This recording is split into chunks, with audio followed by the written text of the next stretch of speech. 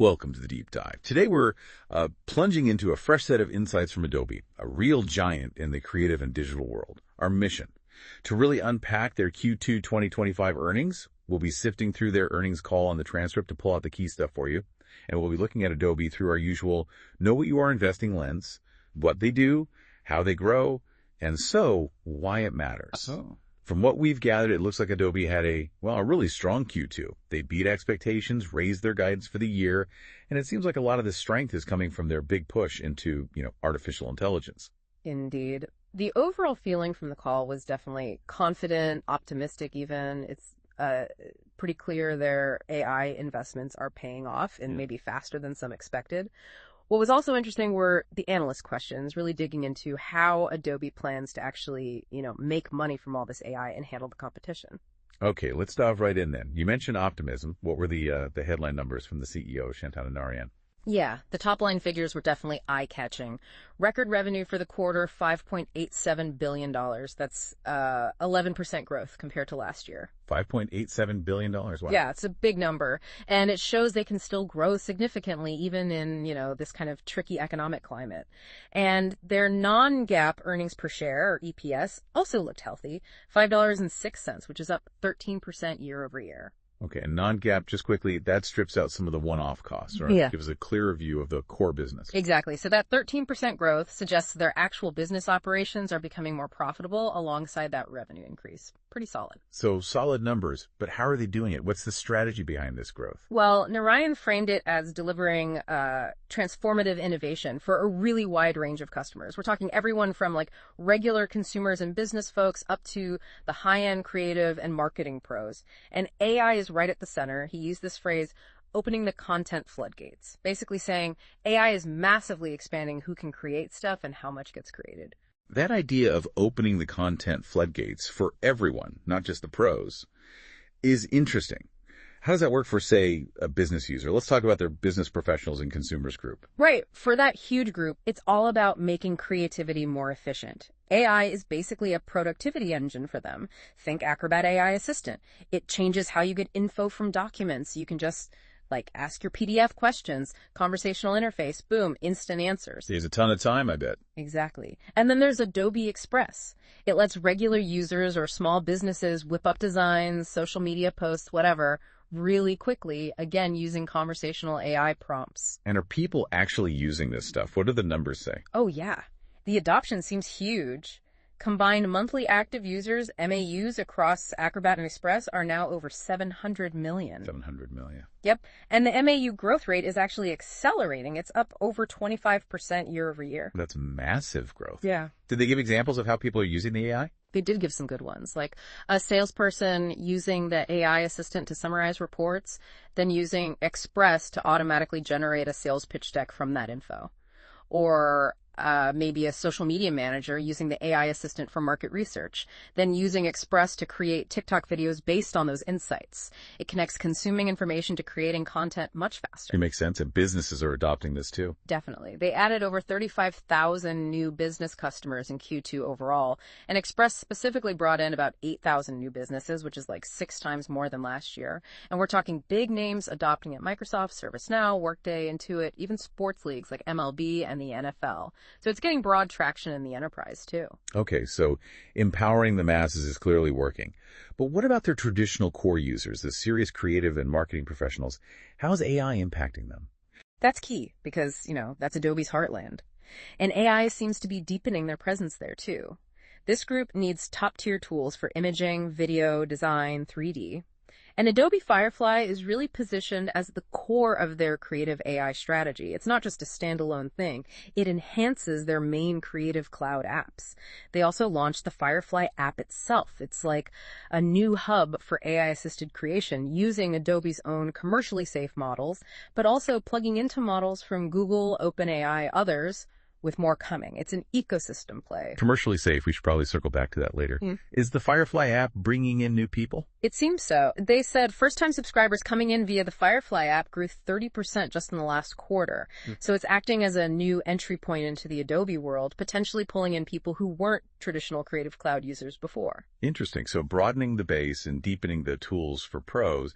Now, what about the marketing side, the digital experience business? How does AI fit in there? Right. The DX business, led by Anil Chakravarthy. It also had a strong Q2. Revenue hit $1.46 billion. Subscription revenue was $1.33 billion. That's up 11% year over year. Makes Adobe the biggest player in that space. Their big vision there is something they call customer experience orchestration. Basically using AI to blend creativity and marketing to deliver personalized experiences to millions of people, all at the same time. That sounds incredibly complex. What does it look like in practice for a company? Well, the main product vehicle for this seems to be Adobe GenStudio. It's designed to overhaul how enterprises manage their whole content creation pipeline, making it easier to create personalized, on-brand stuff consistently. It even has specific tools like GenStudio for performance marketing, which helps create ads tailored for Google, Meta, TikTok, LinkedIn, all those platforms. Got it. Any real-world examples? Yeah, they highlighted a project with Coca-Cola called Project Physion. It's an AI system they're co-developing to basically speed up creative production by potentially 10 times while making sure everything stays perfectly on brand. Pretty futuristic stuff. 10 times faster. Yeah. And they also have the AEP AI assistant, that's Adobe Experience Platform, which lets marketers use natural language to query their data, find insights, segment audiences faster. Plus, they mentioned expanding their partnership with the NFL to help all 32 teams personalize fan interactions better. Okay, so AI is everywhere. You mentioned earlier it's paying off. How is this translating to actual dollars? How are they monetizing all this AI development? That's the crucial question, right? And the message from the call was clear. AI is already a significant revenue contributor. They said AI-influenced ARR, that's annual recurring revenue, is already in the billions. And those specific AI-first products like the Acrobat Assistant, Firefly, GenStudio, they're actually tracking ahead of the $250 million ARR target they set for the end of this fiscal year. They had a target already. Yeah. So it shows AI isn't just hype for them. It's actively driving measurable revenue growth right now and seemingly faster than they initially projected. That's definitely something investors want to hear. Let's dig into the overall financials a bit more. Directly from the CFO, Dan Dern, what else stood out besides the headline revenue and EPS? Okay, so yeah, recapping. $5.87 billion revenue, 11% growth. 5.006 cent non-GAAP EPS, 13% growth. Very solid. But another really important number was cash flow from operations. It hit a Q2 record of $2.19 billion. A record cash flow. Why is that so significant? Well, strong cash flow is like the lifeblood of a company. It shows they're not just making revenue on paper, they're actually generating a lot of cash from their core operations. It signals really strong financial health and discipline, gives them flexibility to reinvest, return cash to shareholders, whatever. Right, flexibility is key. What about looking forward? Did they give any sense of future business? They did. Their RPO, remaining performance obligations, hit $19.69 billion. Think of RPO as contracted future revenue business that's already locked in. Almost $20 billion locked in. Exactly. And it was up 10% year over year. That gives pretty strong visibility into future revenue streams, which investors obviously like. And one more thing for the finance folks. They announced a new $3.5 billion share buyback agreement. They still have nearly $11 billion authorized for buybacks overall. That's usually seen as a sign of confidence from management. Okay, that paints a pretty healthy financial picture. Can we break down where that strength came from? Yeah. How did the different segments, digital media and digital experience, perform individually? Sure. Digital media, that's Creative Cloud, Document Cloud, Acrobat, Express, brought in $4.35 billion. That's 11% growth year over year. Its ending ARR reached $18.09 billion, up 12.1%. So steady growth in the core creative and document businesses. What drove that? A lot of it was that huge MAU growth in Acrobat and Express we talked about, over 25% year over year. And they highlighted how Express features being used inside Acrobat grew 11 times year over year. That shows good synergy. Plus, their mobile apps had a record quarter, over 40% year over year ARR growth there. And they mentioned strength in Creative Cloud flagship products, especially in emerging markets, and the Firefly web app gaining traction. Okay, and digital experience. Digital experience revenue was $1.46 billion, up 10% year over year. Subscription revenue specifically was $1.33 billion, up 11%. The drivers there were strong demand for those customer experience orchestration solutions, powered by AEP, Adobe Experience Platform, and the related applications. That part grew over 40% year over year. GenStudio ARR grew over 25% year over year, and Firefly services for enterprise saw ARR grow 4 times year over year. So again, AI is a huge thread running through that growth story too. It really seems woven into everything. And then the big news, they raised their full year targets for FY25. What does that tell you? It tells me they're feeling very confident. They bumped up their total revenue forecast to between $23.50 and $23.60 billion for the full year. And they raised their non-GAAP EPS target to between $20.50 and $20.70. Higher revenue, higher earnings forecast. Exactly. And crucially, they reiterated they're on track to beat that $250 million target for ARR just from the new AI-first products. It signals strong momentum and belief that this AI strategy is really working and will continue to accelerate. Okay, let's connect that back to monetization. David Wadhwani mentioned this framework, PXQ plus V, price times quantity plus value. How does that explain their AI monetization strategy? Right, the PXQ plus V model, it sounds a bit technical, but it's pretty straightforward. Q is quantity getting more users, P is price potentially charging more as products offer more value, and V is value add introducing new premium services, often AI powered, that command higher prices or drive upgrades. Like tiers, almost. Sort of, yeah. Yeah. Or new services altogether. So for quantity Q, you see it with the 700 million plus MAUs in Acrobat Express, growing fast, and Firefly bringing in new users, traffic up 30%, paid subs nearly doubling quarter over quarter. That's expanding the user base. Okay, that's the Q. What about P and V? For price P, they talked about Creative Cloud Pro. It bundles all the apps plus the Firefly app. They see this higher price tier becoming the sweet spot for pros, justifying a higher price with more AI value. And for value add, V, think Firefly services and GenStudio for enterprises. These are higher value offerings focused on automation and scale, driving adoption of their prime and ultimate tiers in the DX business. So more users, potential for higher prices on core bundles, and new high-value AI services on top. Exactly, and underpinning all of it is usage. They hit over 24 billion cumulative generations of content using their AI by the end of Q2. That sheer scale of usage is a massive indicator that people are finding value in these tools. 24 billion generations. That's staggering.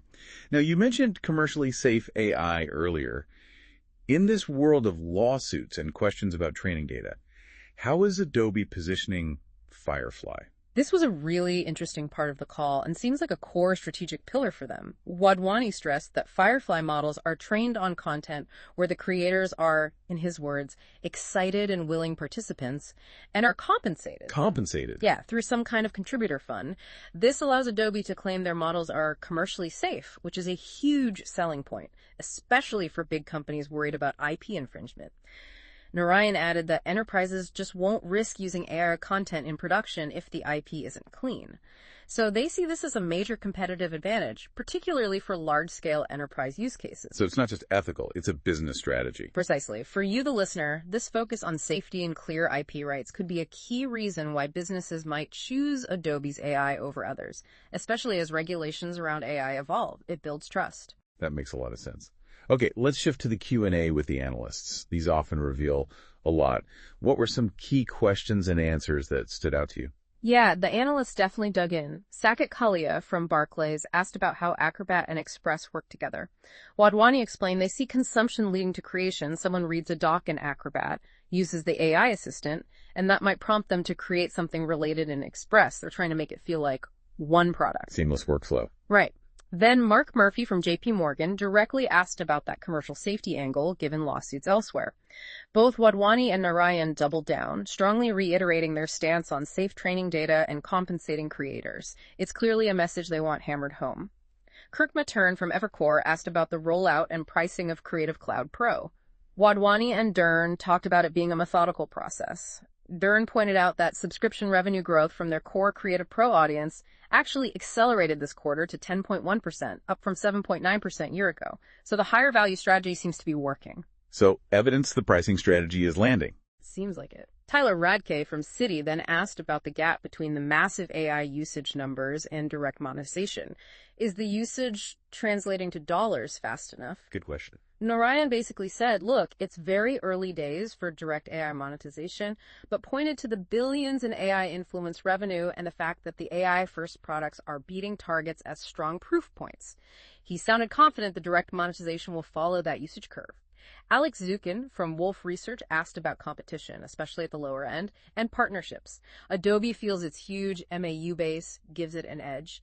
And interestingly, Narayan and Chakravarthi said all the major ad platforms, Google, Meta, TikTok, etc., are coming to them wanting partnerships for GenStudio for performance marketing. So Adobe's positioning itself as essential plumbing for the ad ecosystem. That seems to be the implication. They see themselves as central to the content supply chain for marketing. And finally, Kash Rangan from Goldman Sachs asked for more proof that AI is boosting the core business, not just creating new silos. Narayan listed things like faster growth in the AI-first businesses, much higher adoption within DX products, and just the sheer scale of AI usage, 24 billion generations, over a billion express exports. He argued this usage drives everything: retention, new users via freemium. Providing conviction, AI is truly lifting the whole ship. Okay, that's a comprehensive look. So wrapping up this deep dive, Adobe's Q2 looks genuinely strong. Record financials, raised guidance. The big story is AI, isn't it? It's not just a feature. It's threaded through everything. Absolutely. If we go back to our framework, what they do, they're blending creativity and productivity tools powered by AI for a much broader audience than ever before. How they grow. Through that AI innovation, smart bundling like CC Pro, that commercial safety differentiator, and key partnerships. Why it matters. This isn't just about new bells and whistles, it's about fundamentally changing workflows, capturing new market segments, deepening value for existing customers, and really cementing their leadership as the creative economy evolves. So here's final thought for you to consider.